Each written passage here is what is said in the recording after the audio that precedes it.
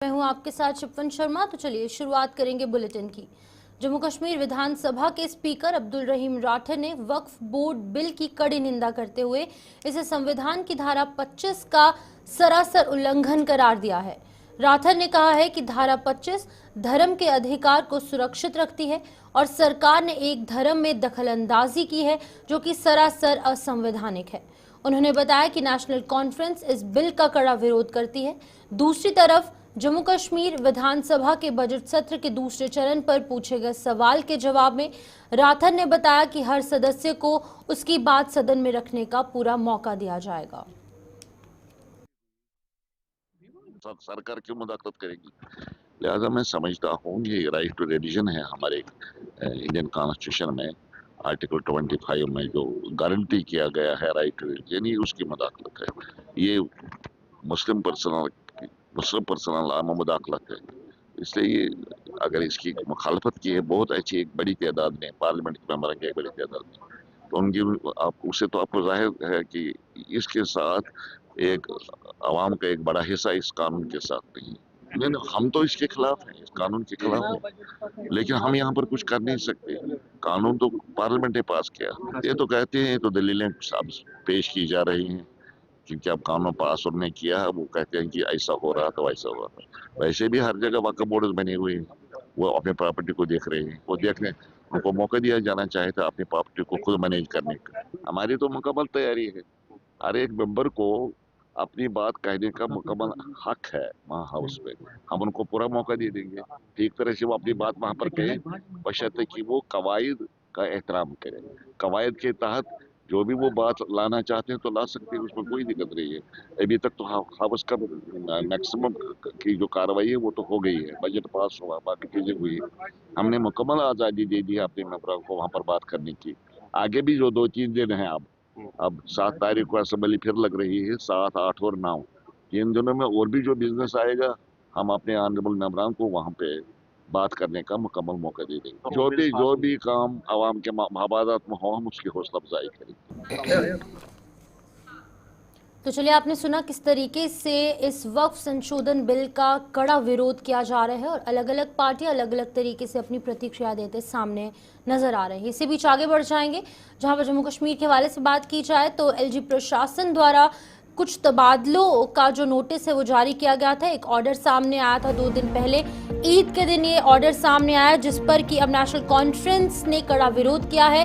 Congress, national conference और जितने भी इंडिपेंडेंट कैंडिडेट्स हैं और जो नेशनल कॉन्फ्रेंस के सहयोगी दल है उनकी एक मीटिंग कल 11 बजे होने वाली है और नेशनल कॉन्फ्रेंस जो है उन्होंने ये मीटिंग बुलाई है। सीएम उमर अब्दुल्ला एक मीटिंग जो है कल करने वाले हैं। 11 बजे ये मीटिंग होगी जिसमें कि कई बड़े फैसले जो है वो लिए जा सकते हैं। सहयोगी दलों के साथ नेशनल कॉन्फ्रेंस कल 11 बजे बैठक करने वाली है और नेशनल कॉन्फ्रेंस की श्रीनगर में ये अहम बैठक होगी। 11 बजे बैठक को बुलाया गया है। अब क्या कुछ देखने को मिलेगा, क्या कुछ हालात होंगे इस बैठक के बाद, क्या कुछ बड़े फैसले लिए जाएंगे, ये वक्त बताएगा। ये कल आपको अपडेट करेंगे, लेकिन अभी फिलहाल बड़ी खबर यही है कि एलजी ऑफिस द्वारा कुछ तबादले, कुछ ट्रांसफर्स जो है वो किए गए। कुछ 48 ऐसे आईएएस और आईपीएस अधिकारी थे जिनके की ट्रांसफर्स किए गए, जिसके विरोध में अब ये नेशनल कॉन्फ्रेंस और जो उनके सहयोगी दल है वो एक मीटिंग करने जा रहे हैं। कल ये मीटिंग आपातकालीन मीटिंग में कहूंगी, एक इमरजेंसी मीटिंग बुलाई गई है जिस पर कि अब हम अपडेट भी लेंगे कि आखिरकार क्या कुछ इस पूरे मीटिंग में रहेगा। लेकिन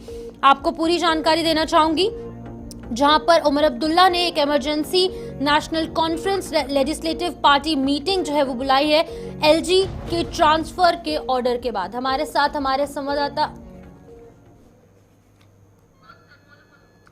साथ सीनियर सहयोगी विनोद कुमार जी ज्वाइन कर चुके हैं जो कि वरिष्ठ पत्रकार है। विनोद जी, बहुत बहुत शुक्रिया अपना कीमती समय देने के लिए। आपसे जानना चाहूंगी, जो कल 11 बजे एक मीटिंग बुलाई गई है, नेशनल कॉन्फ्रेंस और उसके सहयोगी दल इस मीटिंग में शामिल होने वाले हैं। एलजी के ऑर्डर्स के अगेंस्ट ये मीटिंग रहने वाली है, क्या कुछ बड़े फैसले हो सकते हैं इस मीटिंग में? कल एक ही शिपन फैसला होगा कि ये प्रोरोगेटिव रहता है कि आप केएस यानी जम्मू कश्मीर एडमिनिस्ट्रेटिव सर्विसेज के जो ट्रांसफर्स हैं वो उनका प्रोरोगेटिव इनके पास रहता है जो सरकार है, और बाकी आईएएस ऑफिसर्स को ट्रांसफ़र करना होता है राजभवन में या फिर एचएलजी। अब जो ट्रांसफर्स हुई हैं ये केएस ऑफिसर्स की हुई हैं और ये राजभवन द्वारा की गई है, यानी मनोज कुमार सिन्हा के कहने पे की गई है। तो इसको लेकर के कहीं ना कहीं सरकार में रिजेंटमेंट है। उस रिजेंटमेंट को लेकर के ये मीटिंग होने वाली है, कल ही मीटिंग होगी। और मीटिंग में आपको बता दें कि सभी घटक दल जो सरकार का हिस्सा है वो उस मीटिंग का हिस्सा होंगे। और मीटिंग में ये रिजेंटमेंट शो की जाएगी कि दिल्ली जैसे हालात, पिछली दिल्ली सरकार की बात कर रहा हूँ जब आम आदमी पार्टी की सरकार थी और वहाँ एलजी महोदय थे, उनके बीच वाली सरकार थी, वैसा तनाव इस वक्त बना हुआ है। उस तनाव को कैसे डिल्यूट किया जाए, डिफ्यूज किया जाए, मुझे लगता है इस पर चर्चा होगी। बिल्कुल विनोद जी, अब ये भी कहा जा रहा है कि कुछ जो दूरियां हैं वो बढ़ सकती हैं। हालांकि कई बार प्रशासन की तरफ से या फिर जो नवनिर्वाचित सरकार है उसकी तरफ से ये गैप फिलअप करने की कोशिश की गई, लेकिन अभी भी यही लग रहा है कि all is not well between CM and LG. ठीक कहा, इन ट्रांसफर्स को लेकर के एक वेज क्रिएट हो सकता है जो पहले से ही बना हुआ है। पहले से ही इस तरह के इख्तलाफ सामने आ चुके हैं कि कहीं ना कहीं एलजी और चीफ मिनिस्टर के बीच में डिफरेंसेस है कई मरतबा। हालांकि उन डिफरेंसेस को कम करने के लिए सीएम की तरफ से इनिशिएटिव लिया गया था और खुद एलजी भी चाहते हैं कि ऐसा डिफरेंसेस ना हो। लेकिन ये जो ट्रांसफर्स किए गए हैं, सरकार को लगता है कि हमें बाईपास करके ये ट्रांसफर्स किए गए हैं, लिहाजा उनका कहना है कि हमारे अधिकार क्षेत्र में अगर किसी का हस्तक्षेप होता है, एलजी का हस्तक्षेप होता है, तो वो उनको कतई बर्दाश्त नहीं होगा। शायद इसीलिए कल उन्होंने मीटिंग बुलाई है और अपना रुख स्पष्ट करेंगे, अपना तेवर स्पष्ट करेंगे एलजी को लेकर के कि आपने हमारी कंसेंट के बिना जो तबादले हमने करने चाहिए, आपने किस आधार पर किए हैं। बिल्कुल विनोद जी, अब जब कल ये मीटिंग होगी, अगर कोई बड़ा फैसला हो जाएगा, क्योंकि जाहिर तौर पर अभी सरकार बनी है और 48 बड़े अधिकारियों का तबादला करना अपने आप में बड़ी बात है, तो एलजी ऑफिस कैसे रिएक्ट कर सकता है इन तमाम चीजों को लेकर? एलजी ऑफिस ने तो ट्रांसफर्स कर दिए हैं, लोगों ने ज्वाइन भी कर लिया है।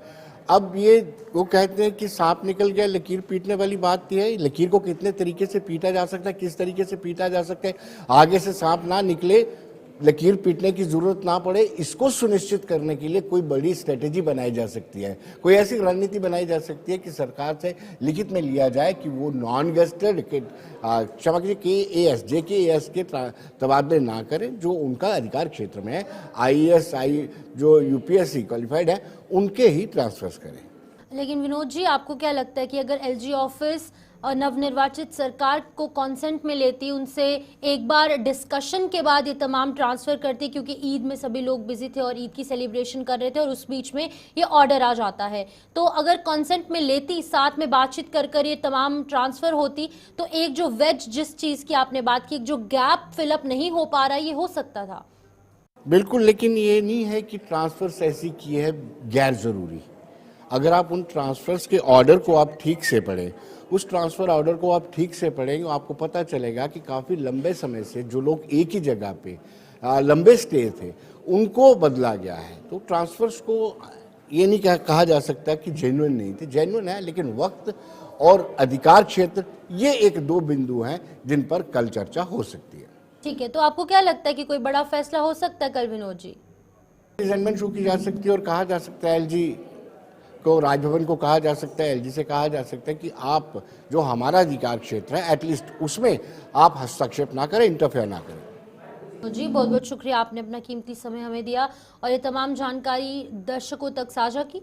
तो 48 ऐसे अधिकारी हैं जिनका की तबादला, जिनका ट्रांसफर जो है वो एलजी ऑफिस द्वारा किया गया 2 दिन पहले, और अब फिलहाल की बात की जाए तो अधिकारियों द्वारा अपनी अपनी जगहों पर ज्वाइन भी कर दिया गया है। लेकिन अब जो सीएम ऑफिस है, सीएम उमर अब्दुल्ला है, उन्होंने ये कहा है कि हमारे कंसेंट के बिना, हमारी जानकारी के बिना और हमसे पूछे बिना ही ये ऑर्डर्स जो हैं वो यहाँ पर निकाले गए, और अब उन्होंने विरोध जो है वो यहाँ पर दर्ज किया है। और कल 11 बजे मीटिंग होने वाली है जिसमें कि कांग्रेस, नेशनल कॉन्फ्रेंस और जो उनके सहयोगी दल हैं, कुछ इंडिपेंडेंट कैंडिडेट्स भी इस मीटिंग में शामिल होने वाले हैं। और पहले से ही अनुमान लगाया जा रहा है कि इस मीटिंग में कुछ बड़े फैसले हो सकते हैं। इस हवाले से भी आपको जरूर अपडेट करेंगे। लेकिन इससे बीच आगे बढ़ जाएंगे, जहां पर जम्मू में अब यातायात के नियमों का उल्लंघन करने वालों पर और सख्ती बरती जाएगी।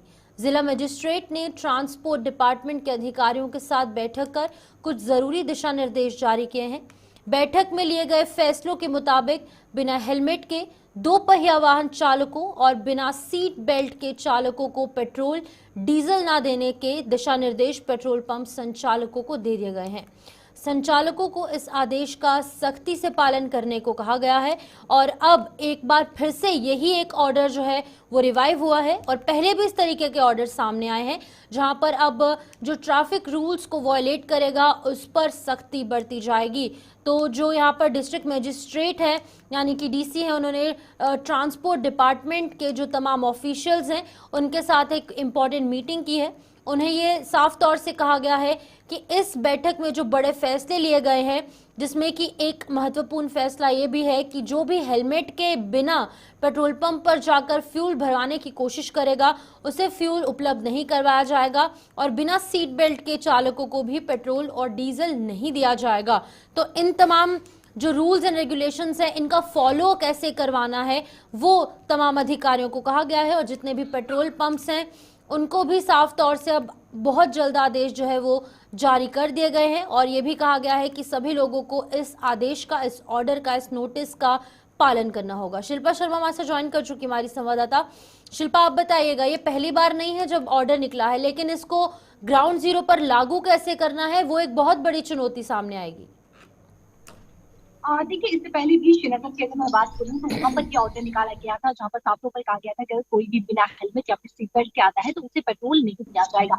इसी प्रकार से एक ऑर्डर जो है वो डीसी जम्मू के द्वारा यानी कि बैठक की गई आरटीओ के साथ और साफ तौर पर ये निर्देश दिए कि आरटीओ की जितने भी पेट्रोल पंप है उन सभी मालिकों के साथ जो है वो एक बैठक की जाए और उन्हें ये बताया जाए कि जो भी अगर हेलमेट बिना हेलमेट के या फिर बिना सीट बेल्ट के जो है वो पेट्रोल लेने के लिए पेट्रोल पंप पहुंचता है तो उन्हें पेट्रोल ना दिया जाए। लेकिन देखिए, कहीं ना कहीं अगर हम जमीनी स्तर की बात करें तो आप देखेंगे 2 दिन या 3 दिन इस प्रकार का जो है ऑर्डर जो है वो जमीनी स्तर पर जो है वो लागू होता है, चलता है और उसके बाद आप देखेंगे कि कंटिन्यू अगर कोई भी बिना हेलमेट के या फिर बिना सीट बेल्ट के जो है वो पेट्रोल लेने पहुंचता है तो पेट्रोल पंप के जो वहां पर काम करने वाले होते हैं एम्प्लॉयज वो उन्हें पेट्रोल दे देते हैं। तो अब देखना ये होगा कि कितना जमीनी स्तर पर ऑर्डर जो है वो इम्प्लीमेंट होता है। और इसी के साथ मैं आपको बता दूं कि डीसी जम्मू के द्वारा देखिए जिस प्रकार से ये ऑर्डर निकाला गया, हालांकि देखिए बार बार ये बताया जाता है कि काफी ज्यादा एक्सीडेंट्स होते हैं और इन तमाम चीजों को लेकर जो है ये ऑर्डर निकाला गया है, यानी कि बैठक की गई है आरटीओ के साथ ताकि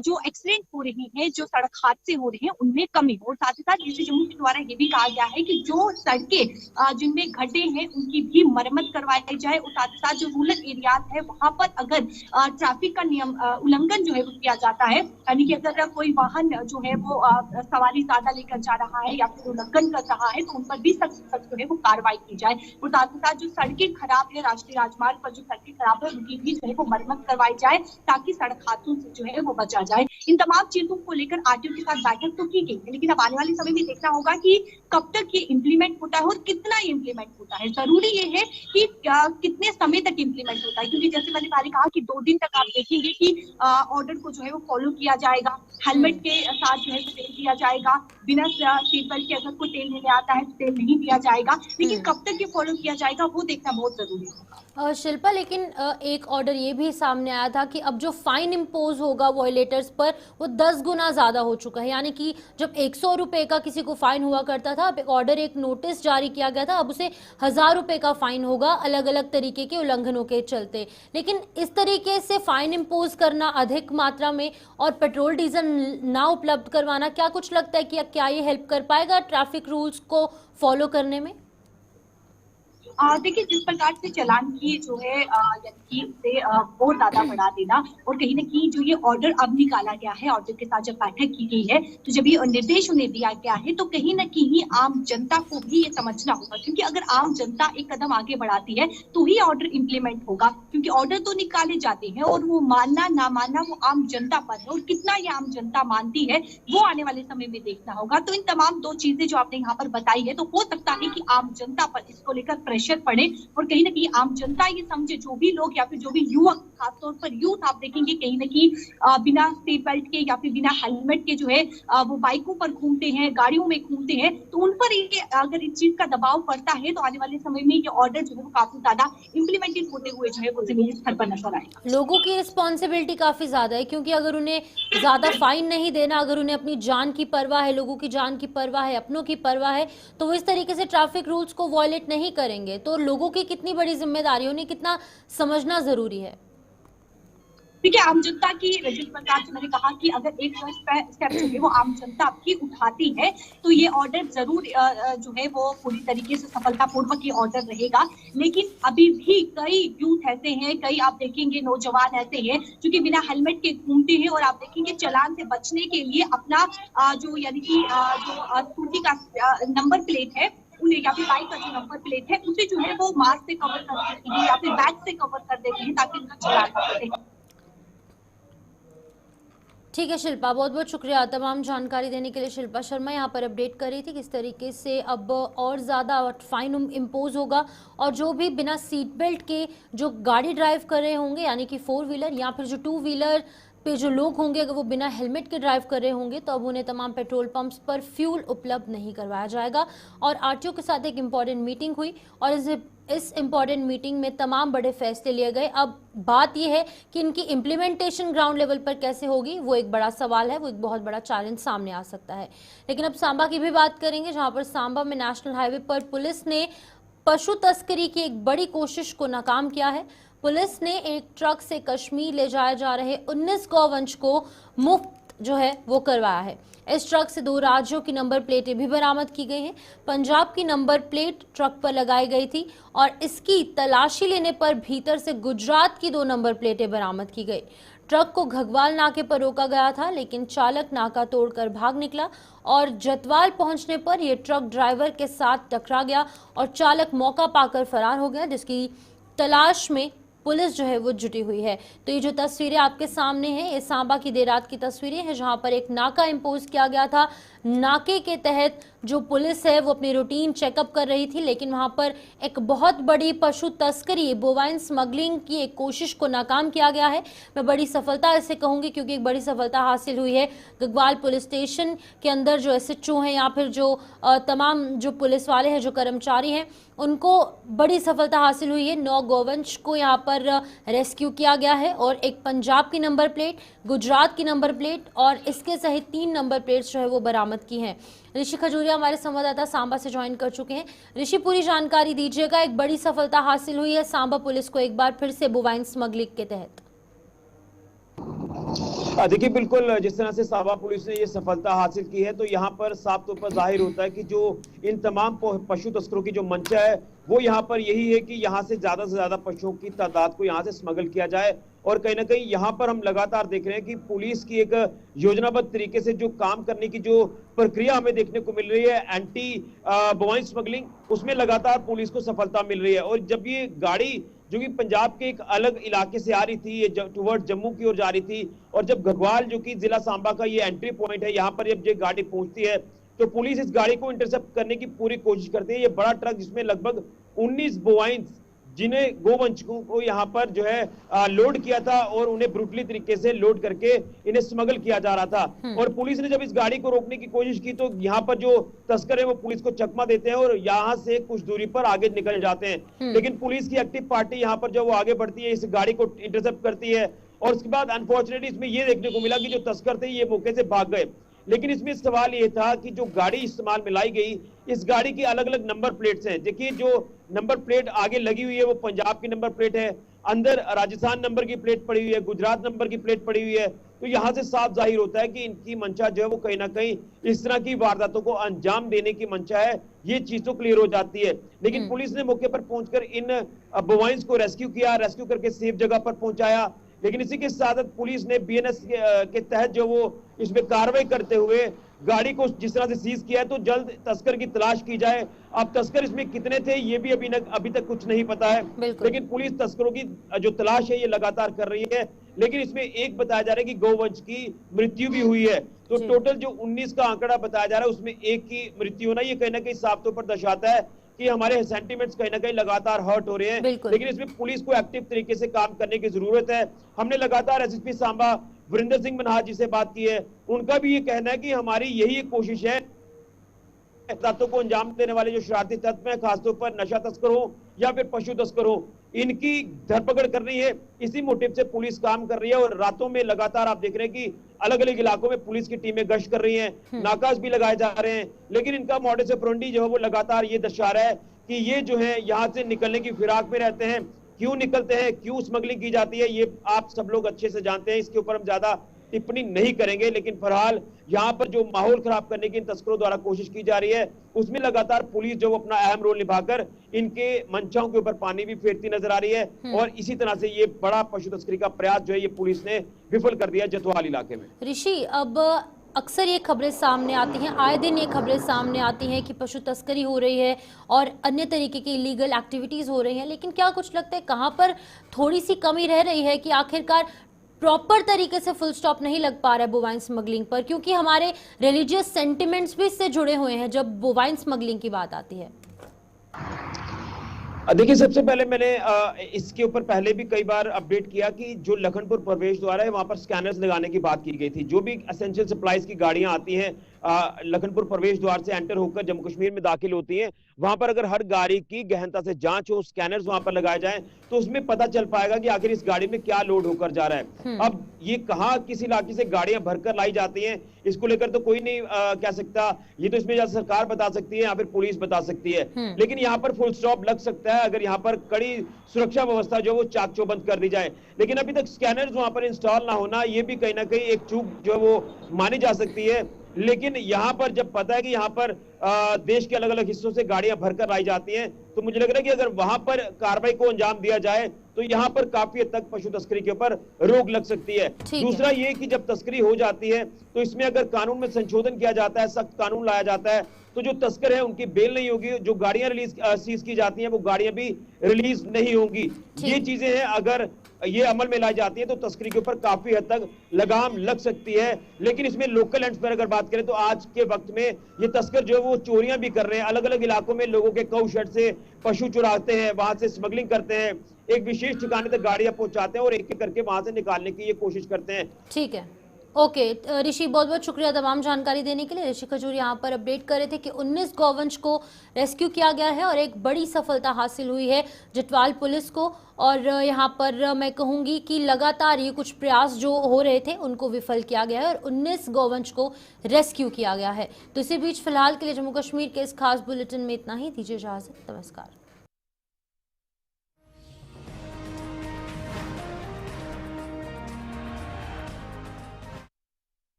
ਉਹਨੂੰ ਇੱਕ ਸਕੂਲ ਅਸੀਂ ਕਹਾਂਗੇ ਤੁਸੀਂ ਇਹ ਸਕੂਲ ਅਡਾਪਟ ਕਰ ਲਓ।